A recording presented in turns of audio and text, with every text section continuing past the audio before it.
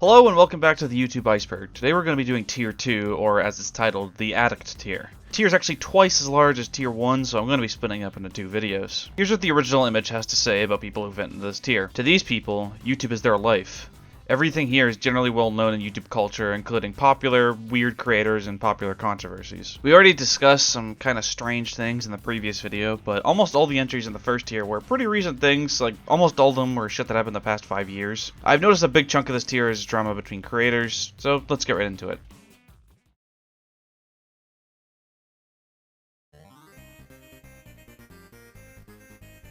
These are hard to explain. Basically, YouTube poops, often shortened to YTPs, are these videos where people take clips from, well, really anything and contort them and mash them up with whatever the hell they want. They are usually made for the sake of humor, entertainment, shock, confusion, and on some rare occasions even to form a narrative. The video that started the YouTube poop craze was a video called I'd Say She's Hot on Her Tail, uploaded by a user named Super Yoshi to a site called Sheezy Art in 2004. And later re-uploaded to YouTube in 2006. It uses clips from the Super Mario Bros. Super Show, which many later YouTube poops would take advantage of, along with things like the Mario and Zelda CDI games, The Adventures of Sonic the Hedgehog, SpongeBob episodes, Dragon Ball Z, and really anything else people can get their hands on. There's also a subgenre of YouTube poops called YTPMVs, short for YouTube Poop Music Videos, where people would often edit pitch-shifted clips together in order to form music, which is the origin of famous trends like spider remixes and you repost in the wrong neighborhood edits. YouTube poops have formed a gigantic subculture on the site that dates back almost as old as YouTube itself, and they just keep getting more and more high effort. I can't imagine YouTube without them. asdfmovie is an animated sketch comedy series produced by Tom Scott, who is also well known for his work on Eddsworld. The first asdfmovie was uploaded to YouTube in 2008, got 68 million views, and since then there's been 14 or 18 episodes, as well as 5 songs, a card game, and a book. The series is well known for its random, rapid-fire style of comedy, as well as its simplistic art style. A little known fact about this series is that it originated from Sheezy Art, the same website that the first YouTube poop came from.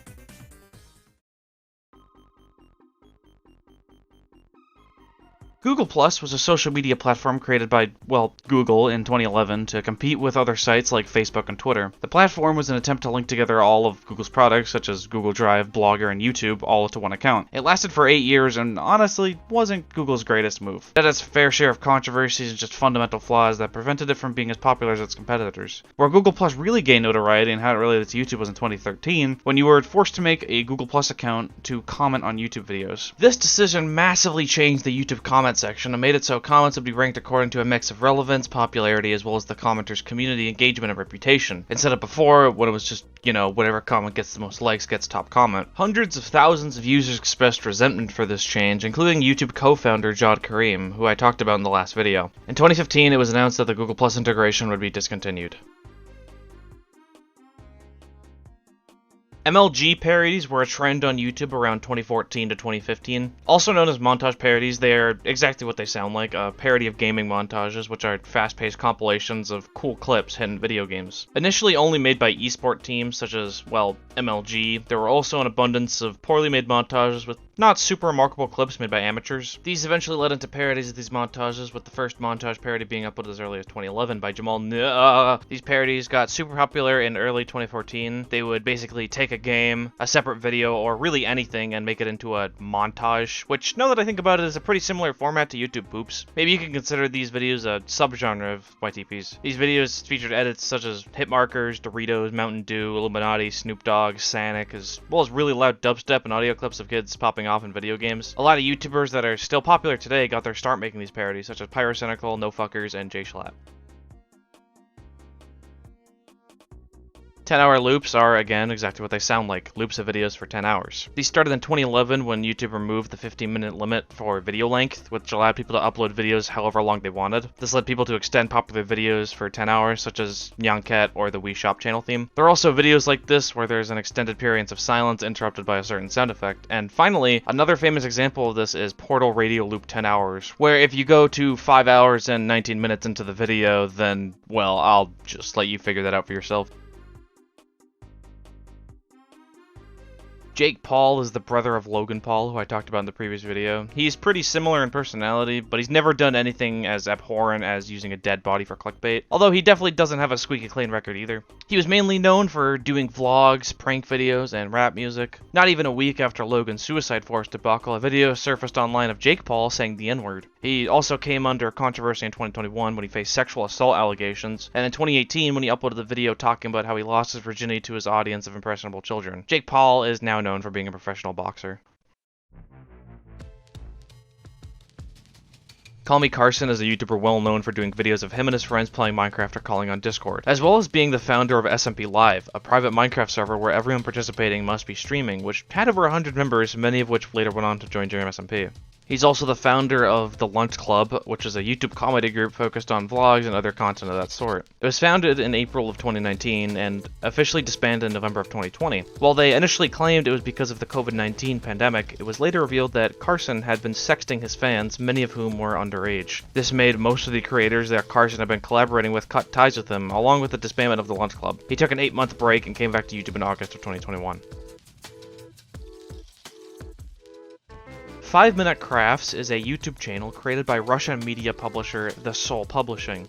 The channel specializes in DIY and life hacks, you know, that kind of stuff. The channel is infamous for relying on clickbait to get views on these videos that feature these oftentimes weird, useless, or otherwise dumb life hacks. Like, if your glasses won't stay on your forehead, then just attach a coat hanger to your head. Okay. Despite the constant criticism the channel gets, it's still the 11th most subscribed channel on the platform somehow. That Vegan Teacher is a Canadian animal rights activist as well as YouTuber. She uses both her YouTube account as well as her TikTok account to preach and promote veganism through pretty controversial ways. In one instance, she made a TikTok addressed to Tommy Innit, who was 16 at the time, that featured a sexual innuendo. She also uploaded a video in June of 2020 called I Can't Breathe in reference to the last words of George Floyd, who was murdered by police a few weeks earlier. She repurposed the phrase into a vegan-related message, which is very much in poor taste. Her most viewed video is one called Are You Racist?, where she talks about how we shouldn't ban slurs and instead should ban cruelty, while also spilling out the N-word next to a doll of a black child. She's also compared the meat-eating industry to the Holocaust, and has even said it's worse than the Holocaust. So yeah, she's far from the most well-liked YouTuber on the platform.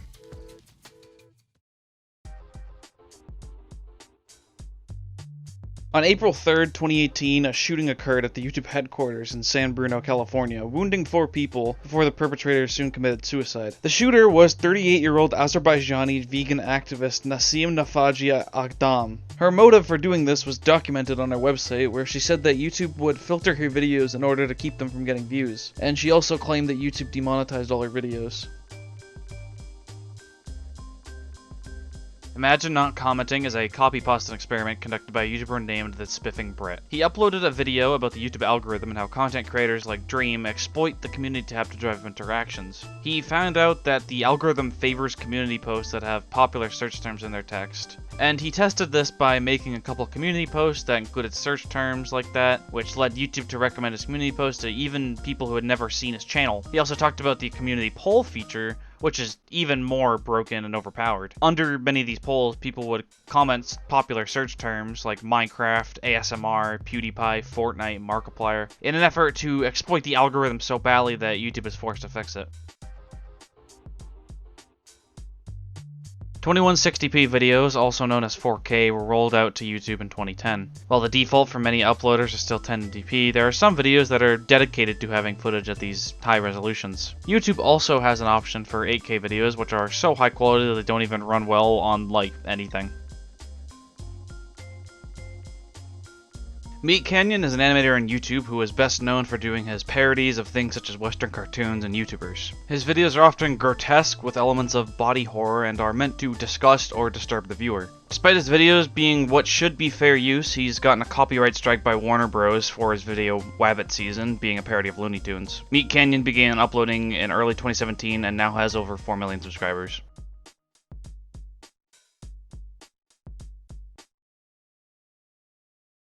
What we do here is go back.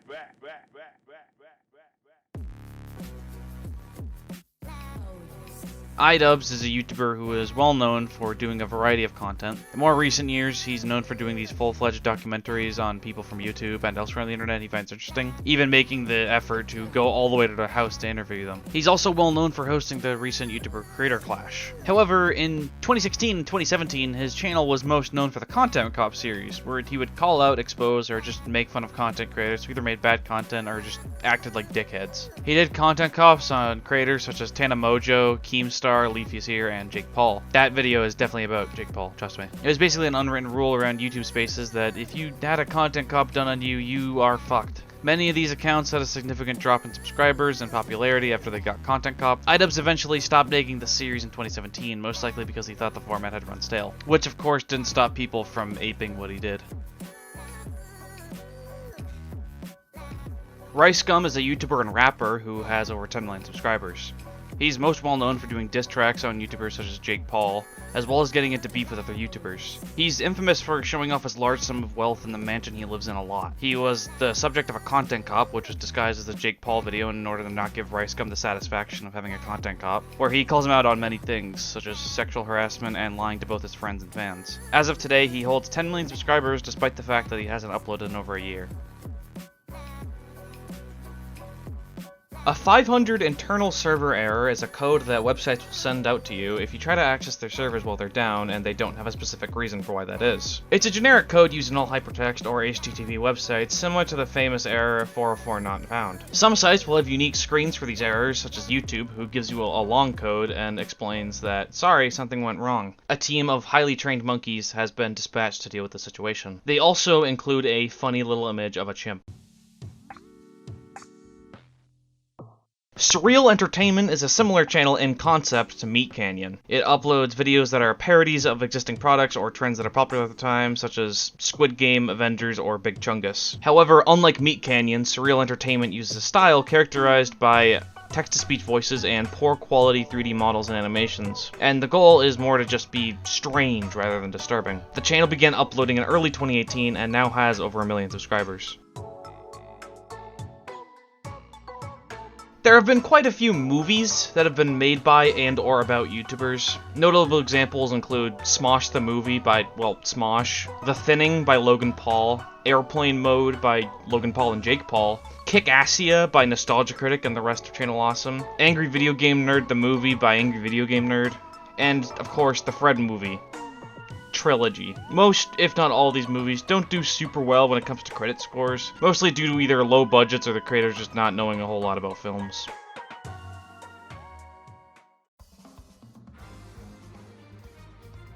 Desmond Damofa, more commonly known as Etika, was a YouTuber and streamer who began content creation in 2012. He rose to popularity around 2014 as Super Smash Bros. For Wii U and 3DS were approaching release due to his over-the-top reaction videos to the character reveal trailers. The most famous example being his reaction to Mewtwo, which even got retweeted by the director of the series, Masahiro Sakurai. He became well known around the internet as the Nintendo Hype Man, often hyping up announcements by Nintendo on his YouTube channel and on his streams. He was also well known for his deep web streams and the time he pretended to break NDA by showing a fake Switch on stream. His content was wildly popular, especially in Nintendo and gaming spaces on YouTube, leading him to becoming one of the most popular streamers on the site. However, in October of 2018, Etika had a mental breakdown after being suspended from Twitter for using the N-word, despite being, black. 2 days later, he uploaded hentai to his YouTube channel in an effort to get suspended. While initially thought to be a hack, it was later confirmed to be intentional. He had a couple more breakdowns, which led to him being detained by the police, which was streamed to his Instagram Live. Instead of showing concern for his mental well-being, a large chunk of his fanbase made fun of him, and in June of 2019, he committed suicide by jumping from the Manhattan Bridge. The death was a tragedy, and many memorials to his legacy have been put up on both YouTube and elsewhere on the internet, as well as in real life, with a memorial on the bridge and a giant 40-foot long memorial in his hometown of Brooklyn, New York.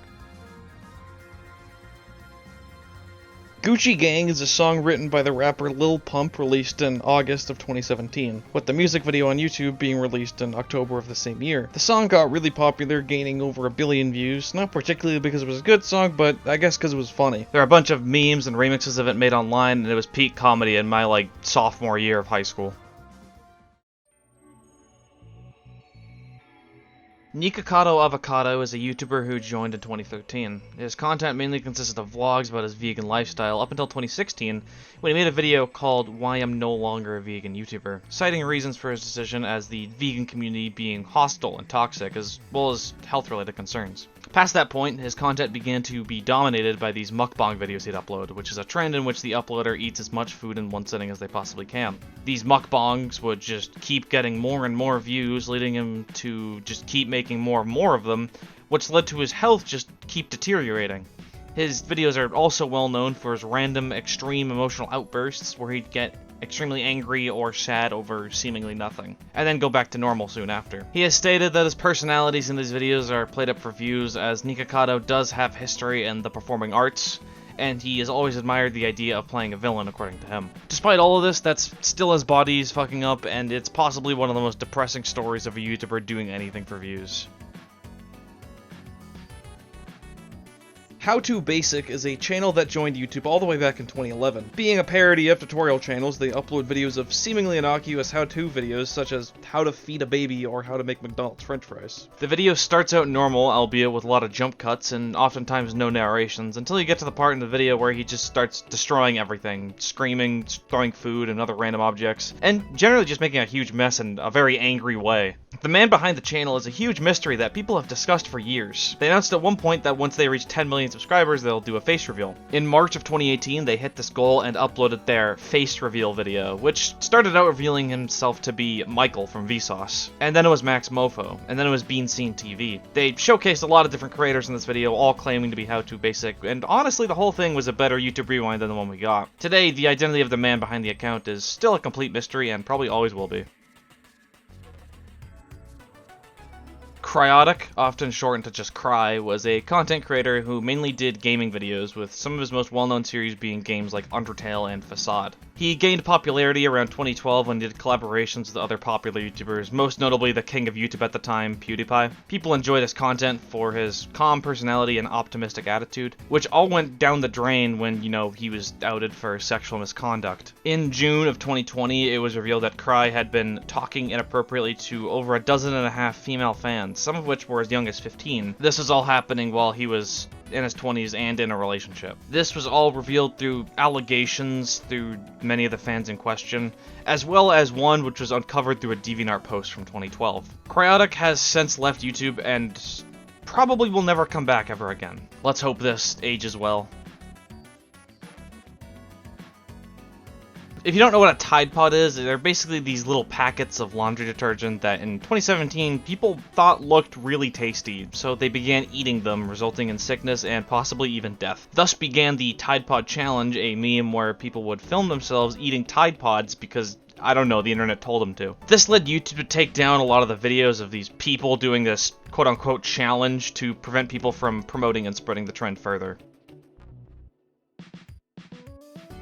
I touched on this briefly in the last episode, but on March 15th, 2019, Australian-born white supremacist Brenton Harrison Tarrant drove to 2 Sunni Muslim mosques in Christchurch, New Zealand. He murdered 51 people and injured 40, being by far the deadliest massacre ever occurred in the nation's history. The tragedy was live-streamed to Facebook by the shooter himself, which was the platform on which he told viewers to subscribe to PewDiePie. This footage became illegal in certain countries like New Zealand and Australia, although there were hundreds or even thousands of re-uploads of the footage to YouTube, which of course is impossible to find on the site now because, YouTube deleted it.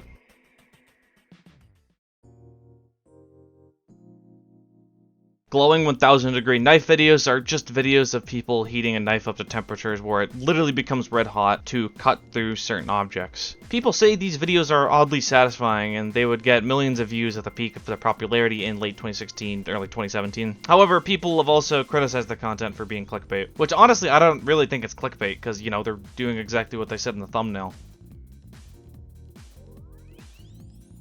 Sam Pepper is a YouTuber who rose in popularity due to his prank videos where he would walk around in the streets of Britain, pulling various practical jokes on people. A lot of these were super controversial, such as the fake hand ass pinch prank video, where Sam would go up to women asking for directions only to grab their asses when they weren't paying attention. Another prank Sam did is the killing best friend prank, where he pretended to kidnap 2 of his friends, only one of whom was in on the joke. He then proceeded to pretend to kill the one who was in on it in order to prank the other one into thinking he had just shot his best friend of 5 years. He released an apology video, but everyone still kind of regards him as a shitty person, although he did admit the best friend thing was just completely staged.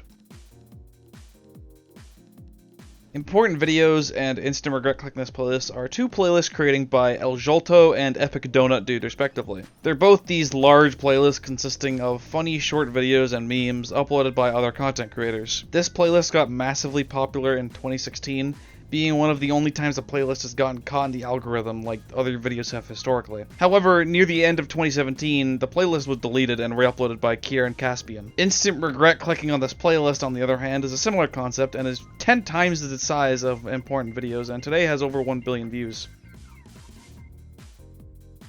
An Old Man's Advice and its sequel, A Old Man's Advice, were two videos uploaded by Bernard Albertson in 2013 and 2015 respectively. In these videos, he just sits in front of a camera and talks about his life and what he managed to learn and accomplish in his years. He gives advice to younger people on how to discover themselves and find skills and things like that. These videos caught a lot of traction during mid-2020, leading them to both reach 10 million views. Sadly, in the same year, he passed away due to unknown causes, which is possibly why YouTube began recommending it so much at this time. This made the video all the more impactful.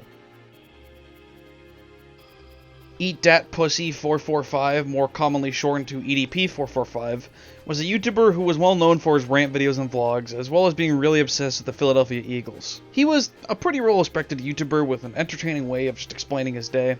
Some of his most popular videos became memes, such as nearly threw hands with a 13-year-old and nearly shitted myself at school. However, in 2020, it got out that EDP had been messaging minors, planning to meet up with them for sex. Despite this, he stayed on YouTube until the next year. Two YouTubers caught EDP in person using a decoy, Chris Hansen style. Since then, he has yet to be seen on YouTube. There are some videos on the YouTube Kids app that have to do with popular children's properties, such as Peppa Pig and Frozen. They seem fine at first glance, but when you actually look at the videos, sometimes they contain strange and inappropriate content not suitable for kids. They have zero educational value, and sometimes even feature content that's outright disturbing. This type of content is so common on the platform that it's led to the Elsagate movement, named after the main character Frozen, but more on that later. Scare PewDiePie was a horror/reality TV show released exclusively for YouTube Red, which is now known as YouTube Premium. In the show, PewDiePie would go through terrifying situations inspired by his favorite horror games. A second season was in production, but was cancelled due to aforementioned controversies, such as him saying the N-word, as well as the subscribe to PewDiePie movement. Tom Scott is an educational YouTuber who teaches about interesting tidbits of information across all subjects, including but not limited to geography, science, technology, and history. What's most interesting about his videos is that he films them in random locations in the world, which is unlike most YouTubers who just kind of sit in front of their room or in front of a green screen. In 2020, he uploaded a video called This Video Has blank views. Every time you view this video, the title is completely accurate to the view count. The way he did this was through the use of some code. It's kind of complicated, so I'll just link it in the description. He states that the code will break at some point, but it's been going 2 years strong and it still isn't broken. This Is America is a song and music video released by Donald Glover, also known as Childish Gambino, in 2018. The song talks about gun violence, mass shootings, and systemic racism in the United States. The music video in particular was very popular, gaining over 800 million views and being considered one of the greatest music videos of the 21st century, which is probably in part due to Donald Glover being an actor as well as a musician. Omwrecker is a gaming YouTuber who has been on YouTube since all the way back in 2006, and used to frequently collaborate with Vanos Gaming and his crew, playing mainly multiplayer games. However, he slowly became infamous over his years on YouTube for starting a bunch of drama, like in 2017 when he began arguing with Bryce Games, a former collaborator, because Bryce posted progress videos on his workouts. And Omwrecker claimed he was doing it to fat shame people, when really Ohm was just jealous. The biggest though was when he accused H2O Delirious of talking to a minor, when in reality it was just a setup from other members of the Vanos crew.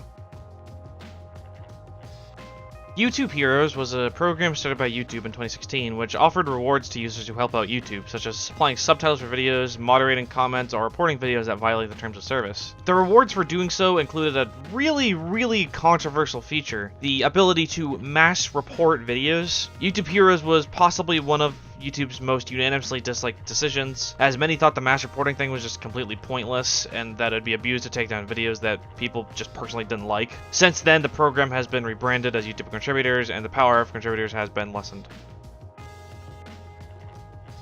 Seth Everman is a musician as well as a YouTuber. He's well known for two things, one of which being his videos where he creates music with a keyboard and other random objects, and the other which is being bald. In 2019, Seth Everman commented on the music video for Billie Eilish's Bad Guy. All the comment said was, "I'm the bald guy."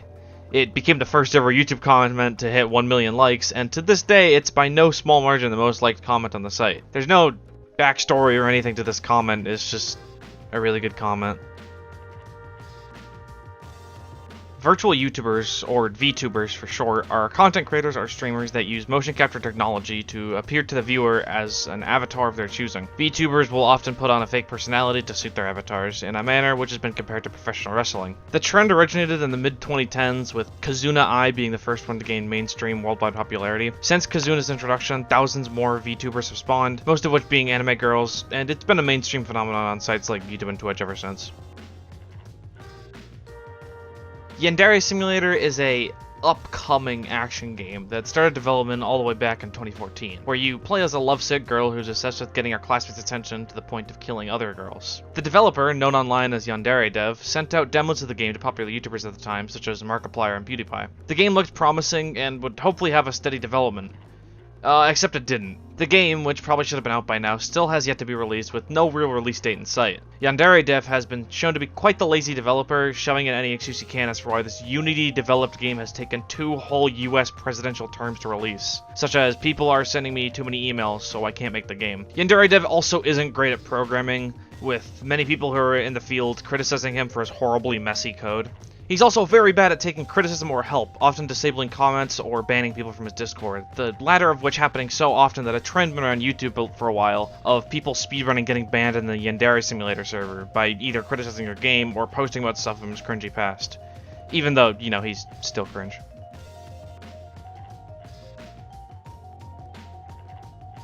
Behind the Meme is a YouTube channel created in 2016. The purpose of the channel was to document the history of memes and trends, and basically be Peter Griffin here to explain the joke. His content has been widely criticized for being low effort, often resorting to plagiarizing off sites like Know Your Meme, and many people even say that when Behind the Meme covers a meme, then that meme is officially dead. He's had parodies poking fun at him, and his comment section's raided, and he's even been doxxed. Eventually, in September of 2018, he began uploading these cryptic vlogs where he said he was losing his drive to create videos, and that he's falling into a severe depression. And then, a couple days later, he took his own life.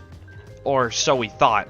As he revealed in a video he made a whole day after, he didn't actually kill himself, and it was just a stunt to raise attention for suicide and bullying. And totally not a ploy to get attention. He hasn't uploaded a video since 2018, because by that point everyone's done with his shit.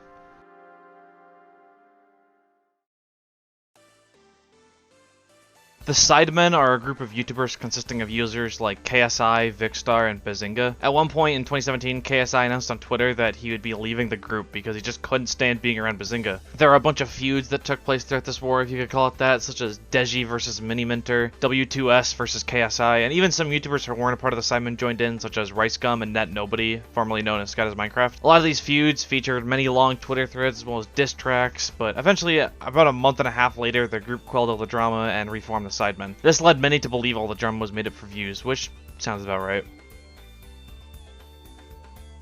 Everywhere at the End of Time is an experimental musical album composed by Leyland Kirby under the alias The Caretaker. The album is 6 hours long and samples a lot of ballroom music, which progressively degrades more and more as the album progresses, getting harder and harder to listen to. The album is meant to simulate and raise awareness for Alzheimer's disease and dementia. It was released over the course of 3 years, 2016 to 2019, and once all 6 stages were done, the full thing is uploaded to YouTube under Kirby's account VVM Test. The album is quite haunting and is regarded as a very accurate portrayal of dementia. In 2020, there was a challenge on TikTok to listen to the entire album in one sitting, leading the album to become an internet meme. There are also hundreds of fan albums on YouTube inspired by the original, some of which with the same goal of documenting dementia, others tackling other mental illnesses, and then some are just memes. Also, there's a fucking Friday Night Funkin' mod, which for some reason was notable enough for them to include on the Wikipedia page.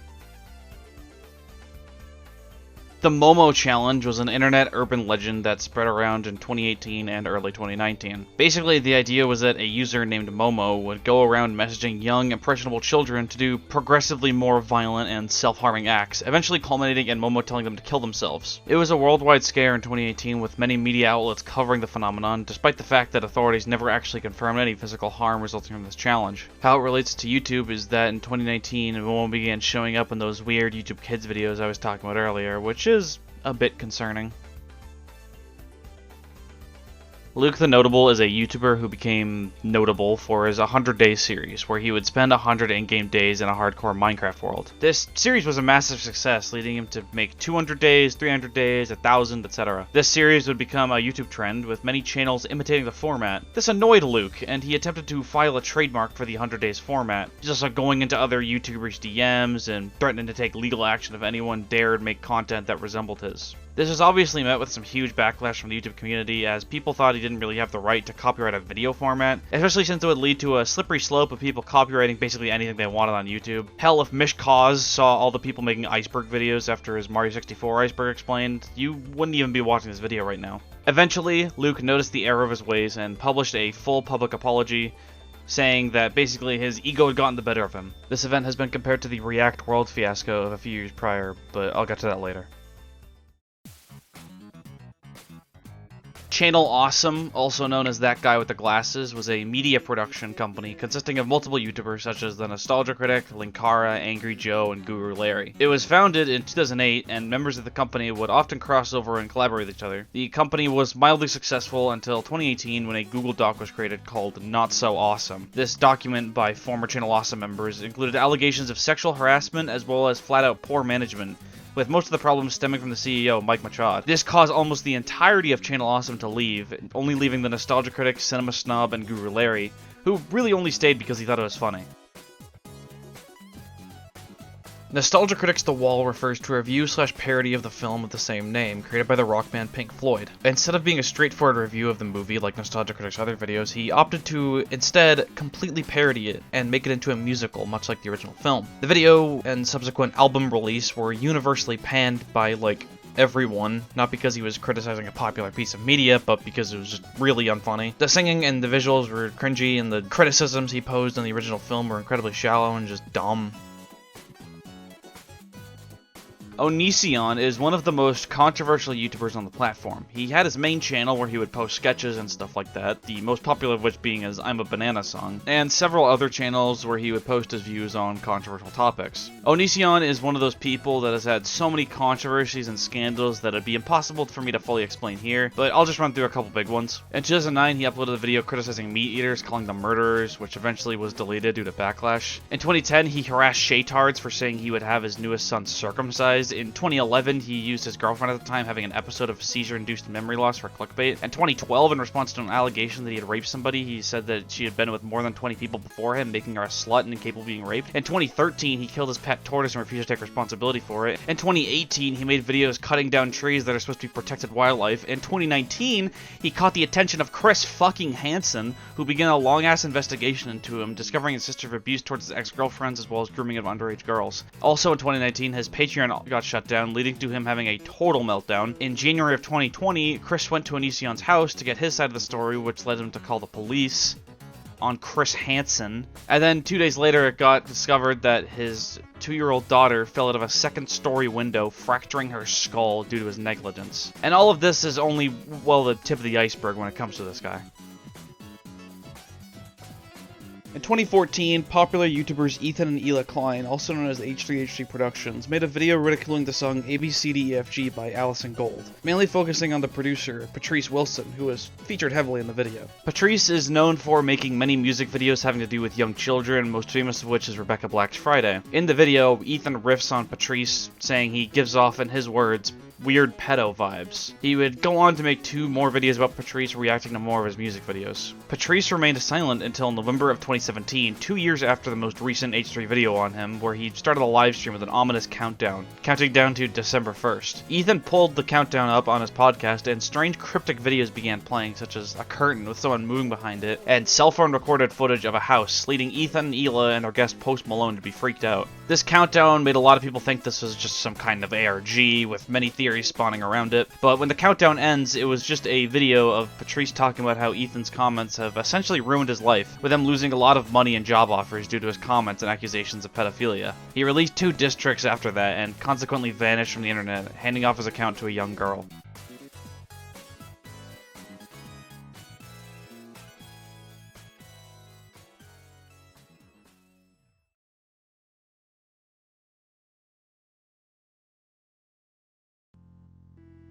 And that concludes part 1 of tier 2 of the YouTube Iceberg. I actually wrote the script for both part 1 and part 2 of this before I started editing or anything, so that explains why this took a bit long to come out. I was originally going to have it all in one video, but I figured that I should take it slower and release the videos in parts. So yeah, that's pretty much it. I'll see you guys in part 2, which should come out sooner rather than later.